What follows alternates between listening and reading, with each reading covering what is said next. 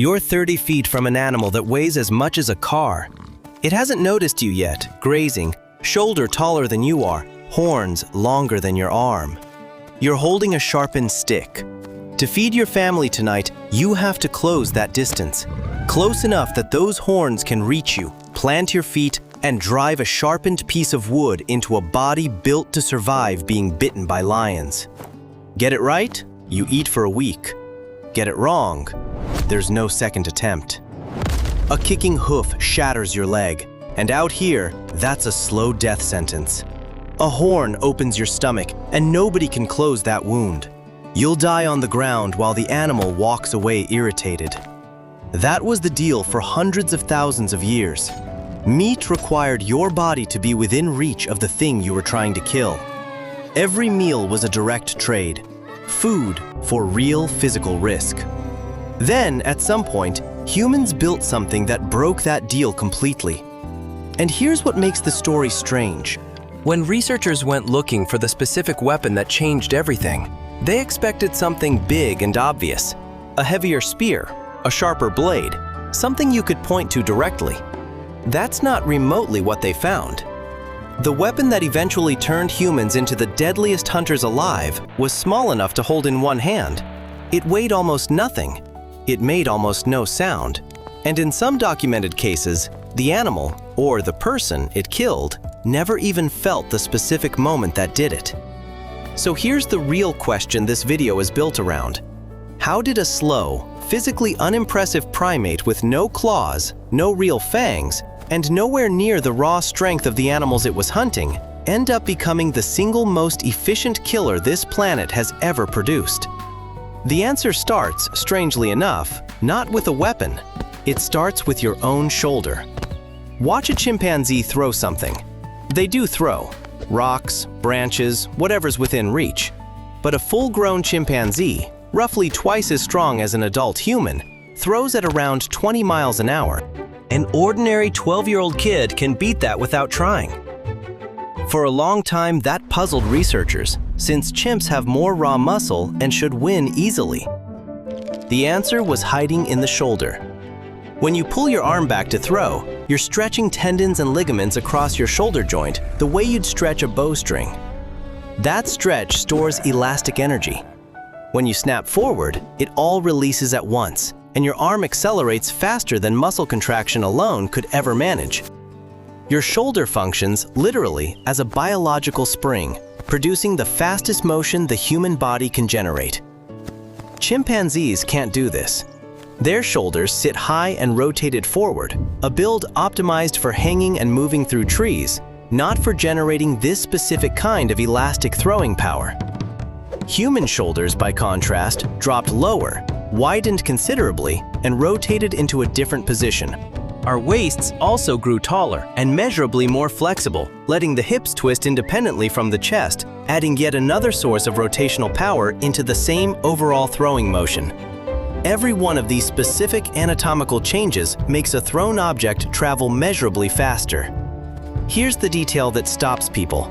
These specific skeletal changes show up in the human fossil record starting roughly 2 million years ago. 2 million years, long before agriculture, long before cave painting, long before anyone was making anything you'd remotely recognize as deliberate art. The throwing body came first. Evolution was already actively optimizing our ancestors for killing at a real distance, long before those same ancestors had anything good to throw. Which raises an uncomfortable question.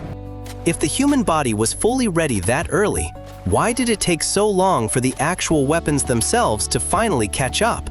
In the 1990s, workers digging a coal mine near Schöningen in what's now Germany cut through waterlogged ground, the specific kind of oxygen-starved soil where almost nothing ever fully decomposes. What they found was wood. Long, deliberately shaped wood. 9 complete spears, plus additional fragments, buried in an ancient lakeshore deposit that had sealed them away for roughly 300,000 years. Wood almost never survives that long anywhere on Earth. This was a rare window into a world that normally leaves absolutely no physical trace behind. And these weren't crude sticks, they were engineered objects. Each was cut from a young spruce using the hardest, densest wood at the base of the trunk, carved into a sharpened tip. Side branches were shaved away, surfaces smoothed by hand. The weight was concentrated toward the front, roughly a third of the way back from the point. That's a genuine javelin design. Modern competition javelins are balanced the same way because forward weight keeps the tip leading through flight instead of tumbling. Someone 300,000 years ago understood flight dynamics well enough to build for it, not by writing anything down, but through throwing, watching, and passing the knowledge on. Scattered through that exact same soil layer were animal bones. Horses specifically, dozens of them, deliberately cut and cracked open, killed right at the water's edge. That's not one single lucky hunting outcome. That's a specific location people return to again and again, precisely because the technique reliably worked. For years, though, plenty of researchers looked at those German spears and argued they were never thrown. Too heavy, too long, probably just held and used to jab. So a research team built faithful replicas and handed them to professional javelin throwers, matching the wood species, taper, and weight distribution exactly. The athletes got time to learn the feel of a weapon that behaves nothing like a modern javelin, then threw at fixed targets. The replicas flew accurately, landing hits from around 20 meters away, with some throws traveling further. That single test rewrote the accepted ceiling. It meant that 300,000 years ago, a skilled hunter could put a spear into a horse from across an open clearing, likely more than once in a single hunt. There's a specific detail from those same experiments that's worth sitting with, though. The athletes were accurate because they'd spent literal years deliberately training their own bodies for exactly this precise motion. The real accuracy was never sitting inside the wood itself. It was sitting inside thousands of accumulated hours of dedicated practice. Which means the actual weapon here was never the spear. The real weapon was a person who had thrown that exact same object every single day since early childhood, and a surrounding group willing to feed and support them while they spent all that time learning. And even that wasn't enough against the largest animals, since a sharpened wooden tip still had to break through skin functioning almost like armor. At a site called Katu Pan in South Africa, researchers pulled stone points out of ground dated to roughly 500,000 years ago. Under magnification, the damage on those points was distinctive. Not gradual cutting wear, not the chipping from scraping a hide, but fractures spreading outward from the tip in a pattern that only occurs on direct impact, when a hard edge slams into something and stops suddenly. The bases were narrowed and trimmed, shaped to sit snugly inside a split wooden shaft. These stone points had been physically attached to spears 500,000 years ago. Sit with that specific timeline for just a second, because it's strange on its own terms. This stone tip technology is roughly 200,000 years older than those famous German wooden spears. The actual upgrade arrived before the specific weapon it was eventually meant to upgrade. Different groups, different continents, independently solving different halves of the exact same underlying problem, with no possible way to communicate with each other. And attaching stone to wood is harder than it might initially sound. Simply tie a sharp rock to a stick using ordinary plant fiber, and the very first hard impact rips it immediately loose. You need adhesive. Neanderthals solved this specific problem using birch bark. You carefully heat the bark without ever letting it catch fire inside a low oxygen environment, and it slowly sweats out a black, sticky tar that hardens over time, much like resin. Get the exact temperature even slightly wrong, and you're left with nothing but useless ash. Get it right, and you get a genuine adhesive strong enough to reliably hold a stone point in place through the full, violent shock of an actual kill. That's a real, multi-step chemical process, memorized without any writing and without any real way to see inside the fire itself as it worked. Here's something most people get wrong about these ancient weapons. They assume a spear kills through blunt force, the raw impact itself. It doesn't. Almost nothing dies simply from being struck. Things die from what happens afterward. A sharpened wooden point pushes tissue aside as it enters, creating a narrow channel that muscle can clamp shut around fairly quickly. The animal bleeds, but slowly, and often runs and survives.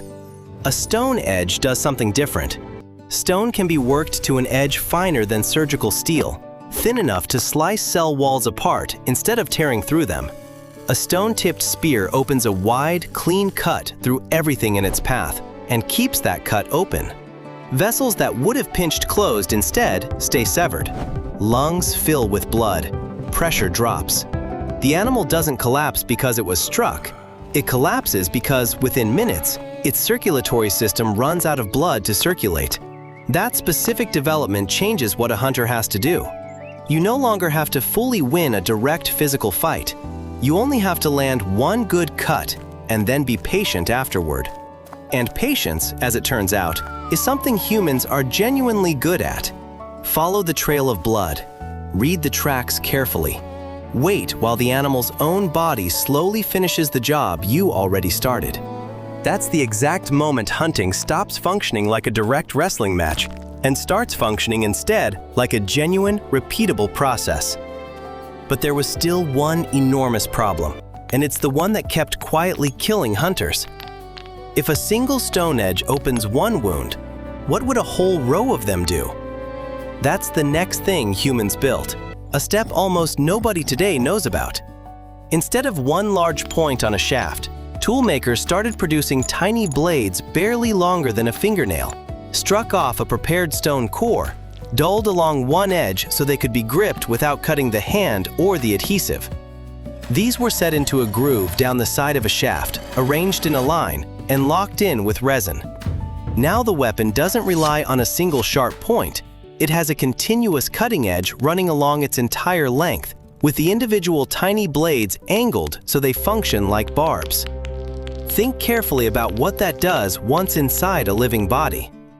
A single point creates one narrow channel. A full row of small blades instead slices a ragged track that surrounding muscle simply can't squeeze fully shut.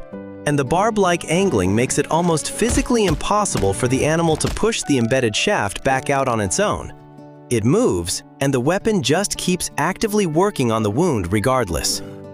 There's a second advantage that matters just as much in practice. When one large stone point snaps under stress, the whole weapon is finished until someone spends hours crafting a replacement. When one small blade within a row breaks, you pry it out and press a fresh one into the resin. The shaft keeps working. That turns a single weapon into something closer to a machine with interchangeable parts. Some of these tiny blades recovered in southern Africa date to roughly 65,000 years ago, and the standardization is what unsettles researchers studying them. They're produced to the same repeated pattern, at sizes that only make sense if they're meant to become part of something larger. Blades this small are useless on their own. Their purpose is serving as one part of a larger weapon that hasn't physically survived. So what exactly were these tiny blades being mounted onto? And why did humans suddenly need weapons light enough that the entire cutting edge weighed less than a modern coin? The answer to that specific question starts with a real, persistent problem that was quietly, steadily killing experienced hunters. And it took a strange comparison to a modern profession to reveal it clearly. In the 1990s, two researchers compared a detailed catalog of injuries found across surviving Neanderthal skeletons against injury records from a range of modern professions: construction, mining, various contact sports. One profession matched almost perfectly: rodeo riders. Not because Neanderthals rode anything, but because of exactly where the injuries clustered. In both groups, damage concentrated heavily high on the body: head, neck, upper arms, shoulders, broken ribs, fractured collarbones, the signature of repeatedly being struck by something large at close range that fought back. Neanderthal skeletons are frequently covered in healed fractures layered on top of earlier healed fractures. Bones that broke, healed slightly crooked, then broke again in roughly the same spot. One well-documented individual had an arm so damaged it likely became useless. And these weren't people consistently losing these encounters. They were, by every available measure, successful hunters. eating substantial meat regularly and surviving brutal cold for extended periods. That's exactly what makes the pattern so unsettling. This is what winning looked like, physically, at close range. Because the thrown spear had a hard ceiling, nobody could reliably break through that way. In practice, you get maybe 20 to 30 meters of reliable accuracy against a still target. Prey animals are never still. So the real hunting technique involved stalking extremely close, inside roughly 20 feet, then stabbing or thrusting at point-blank range, where the animal still has time to turn and fight back. That thrusting technique carried another cost that never shows up in a museum case. Every close-range hunt put your own body into the trade, even the ones that succeeded. You came home with a shattered rib or a torn shoulder, and the next season you were measurably slower, which made the next hunt more dangerous, which made the next injury more likely. There's one further piece of evidence, and it points somewhere darker. A Neanderthal man buried in a cave in what's now France had a deep, angled wound cut into a rib. The angle and narrowness don't match a heavy thrusting spear. They match something thin, light, and fast, launched from far enough away that he may never have seen who did it. By that point, somebody had already worked out how to reach across a distance and kill. So what were they using by then? The answer sits quietly in a museum drawer and looks like nothing. A short, curved piece of antler or bone with a small hook carved into one end. That hook is a spear thrower. Hold it in your palm, seat the butt of a light spear against the hook, and throw with your hand and the tool moving together as one unit. What you've done is add a joint onto your arm. Your throwing power comes from a chain of levers: hips, torso, shoulder, elbow, wrist, each adding speed to the last. The spear thrower bolts one more lever onto the end of that chain, and being the final link, it multiplies everything before it. The dart leaves your hand at roughly double the speed you could manage bare-armed. Your effective range jumps past 30 meters. Impact energy climbs sharply too, since kinetic energy rises with the square of speed, and it costs the user nothing extra. No additional strength required. The tool does the work. The clearest surviving examples of this specific technology come from Ice Age Europe, carved carefully from antler roughly 17,000 years ago. And some of these specific surviving pieces are decorated with animal figures observed so precisely that researchers can still confidently identify the exact species depicted today. A tool this lethal, and people still deliberately made it beautiful. But the spear thrower carries one persistent flaw. The throwing motion is large. You have to stand upright and swing your arm up over your head in a wide arc. Your whole silhouette moves against the open sky, and in open grassland, with an alert herd watching for movement, that's the difference between a clean hit and a full stampede. You can only carry darts roughly as long as your own body, so you carry few. The range problem was only half solved. Distance went up, concealment went down. To fix both, someone had to find a way to store energy outside the human body and release it without needing to move much. This is that weapon. Take a stave of springy wood, bend it, and hold the bend with a taut string. The wood fights back the whole time, and that resistance is stored energy, waiting. Release it, and the limbs snap straight in a fraction of a second, dumping the energy into a shaft barely heavier than a pencil, which leaves faster than your arm could ever throw it. The bow isn't a stronger version of throwing, it's a different idea entirely. Your muscles do the work slowly over a couple of seconds, and the wood releases it all in one near-instant burst. You're storing your strength ahead of time, then spending it faster than your body alone could manage. Look at everything that mechanism fixes. You can draw a bow crouched low, from behind a bush, from flat on the ground. Almost nothing about your body moves. No wind-up, no visible silhouette, no arm swinging against the horizon.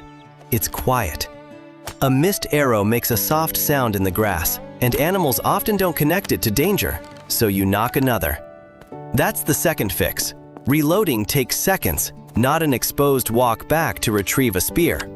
The arrows are light, so you carry 20 instead of 2.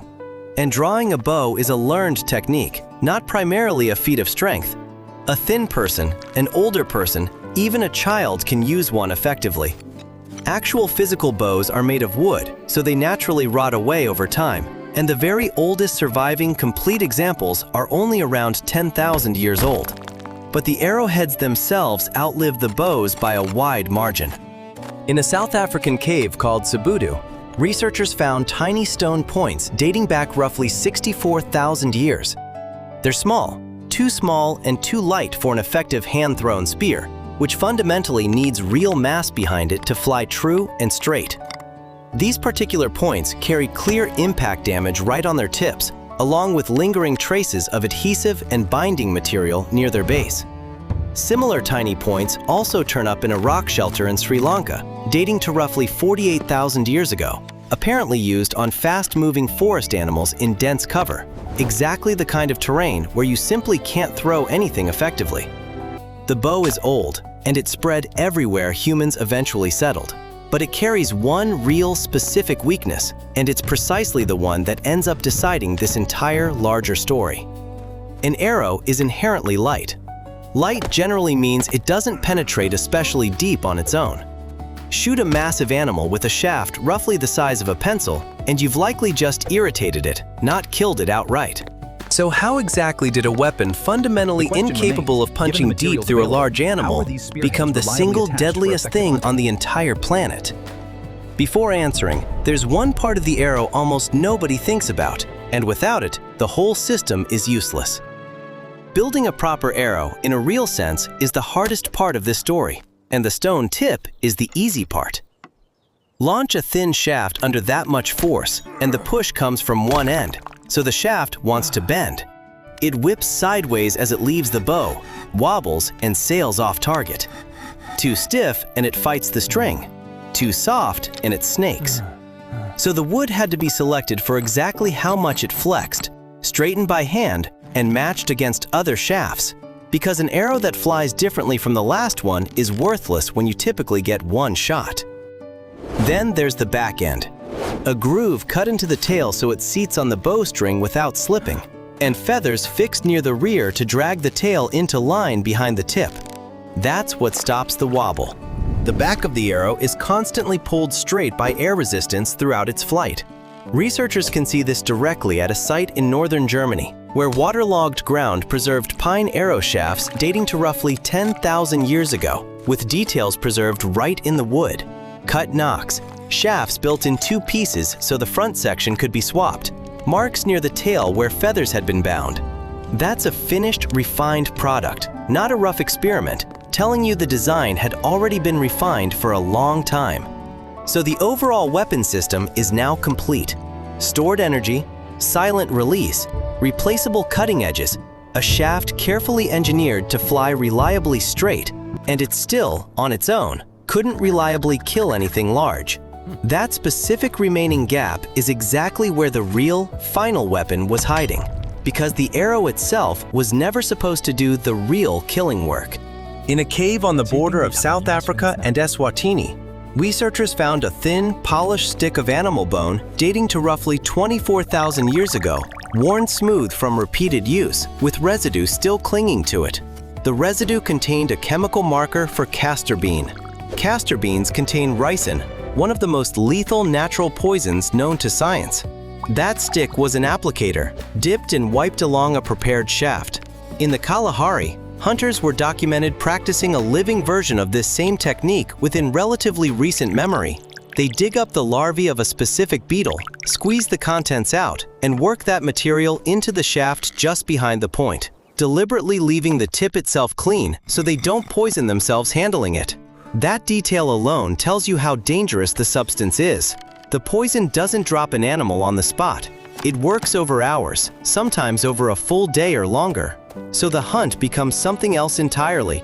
You put one small arrow into a giraffe or an eland, then you simply walk, reading the tracks, following the herd's drift, sleeping when needed. Eventually you find the animal down. You never overpowered it. You never outran it. You infected it and outlasted it. That's the completed weapon system, not the bow alone, and not the poisoned point alone. A silent delivery system placing a lethal chemical inside a body from 50 meters away, paired with tracking skill that collects the result whenever it's ready. Every single part of that original ancient trade, the one this whole story started with, is now gone. No real reach required, no genuine risk involved, no physical strength contest of any kind, no wrestling with something bigger than you. The hunter never enters the fight anymore. There's one more specific habit here that shows just how well these hunters understood exactly what they'd built. When the animal was eventually butchered, the flesh immediately surrounding the actual wound was deliberately cut away and discarded. The rest was considered safe to eat. They knew, with real precision, exactly how far the poison had traveled through the animal's body, and they trusted that specific accumulated knowledge with their own family's meals. So the weapon system was finished. Now look at what it did next. Around 13,000 years ago, groups spreading across North America were producing a distinctive stone point you'd recognize instantly. Long, leaf-shaped, fluted along the base so a shallow channel let it sit deep and tight inside a split shaft. These points turn up across the continent, made to the same design in a strikingly short span of time. At several sites, they turn up inside the rib cages of mammoths. At locations across the American Southwest, excavators found these points scattered among the bones of individual animals, alongside the tools used to butcher them. Not a whole herd, single animals killed and taken apart where they fell. Now hold that detail against the broader timeline, because it's significant. Within a few thousand years of humans first arriving in the Americas, most of the largest animals on the continent were simply gone. Mammoths, mastodons, ground sloths bigger than a bear, native horses and camels wiped out entirely. Scientists still argue over how much of that extinction was caused by human hunting pressure versus a shifting climate at the tail end of the Ice Age. And honestly, both were very likely happening together. But the same broad pattern repeats across continent after continent, and the timing keeps lining up with human arrival, not particularly with regional weather shifts alone. Here's what makes this unsettling rather than simply sad. These animals had no evolutionary instinct built in for us. Nothing in their history taught them to fear a small, slow, upright shape standing calmly at a distance, doing nothing that looked threatening. By the time any of them learned otherwise, the lesson was already useless. That's the true measure of how effective this weapon system had become. It didn't just win individual fights. It quietly removed entire species that had already survived everything else the planet had thrown at them across millions of years. And the moment that becomes true of animals, it inevitably becomes true of people too. In the Nile Valley, at a cemetery excavated at Jebel Sahaba, archaeologists uncovered dozens of bodies dating to roughly 13,000 years ago. Men, women, and children. Embedded in and around the bones were stone flakes and points, some bodies with dozens of them. Re-examination found healed older injuries alongside fatal ones, meaning some of these people had survived earlier attacks before dying in a later one. It stands as one of the oldest known records of organized, repeated human violence anywhere on Earth, and the weapon leaving those marks was consistently the projectile point. At a site called Nataruk, on the edge of a lake in what's now Kenya, a different group was found dating to roughly 10,000 years ago. Their skeletal remains show clearly crushed skulls alongside obsidian points still lodged in the bone. Obsidian isn't naturally found anywhere near that specific location, which strongly suggests the weapons themselves had been deliberately carried in from elsewhere. This wasn't a sudden fight that simply broke out on the spot. It was very likely a group that deliberately traveled some real distance to carry this out. And then there's the single most famous case of all. A man frozen into a glacier in the Alps, roughly 5,300 years ago. For years, researchers assumed he died from cold exposure. A scan later found a stone arrowhead lodged in his left shoulder, fired from behind and below. It had torn through a major artery. He likely bled out within minutes. There are defensive cuts on his hand from an apparent struggle days earlier, and someone had pulled the arrow shaft back out afterward, leaving the stone point lodged inside him. He almost certainly never saw the shot coming. That's the whole point of the weapon. Think about what the bow did to human conflict more broadly. Before it existed, killing another person meant physically getting close, and getting close meant they could hurt you back.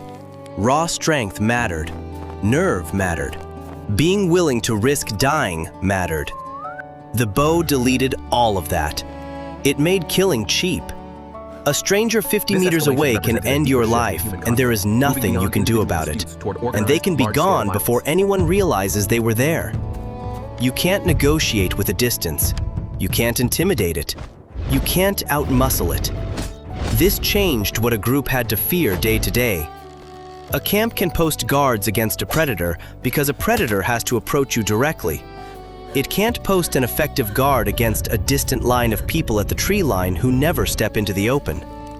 That's the deeper shift buried inside those ancient cemeteries.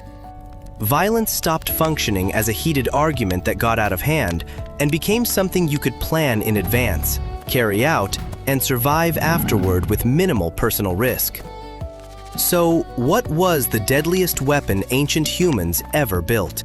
It wasn't the single biggest or most impressive object they ever constructed. It was the bow, combined with the poisoned arrow. And the real underlying reason isn't about the physical damage either one does directly. It's about the very specific kind of risk that combination removes entirely. Humans have wielded many weapons. Every single weapon that came before it still charged the user a real, direct price. The close-range thrusting spear cost you broken ribs and a shattered shoulder over time. Even the spear thrower still cost you your physical cover and concealment. The bow, by contrast, charged nothing. It let one single person of literally any size or strength kill from a genuine position of near total safety, silently, repeatedly, and then simply walk calmly away afterward. That's the real, true invention here. Not the arrowhead itself. It's the underlying idea that you can reliably take a life without ever putting your own life into that same trade.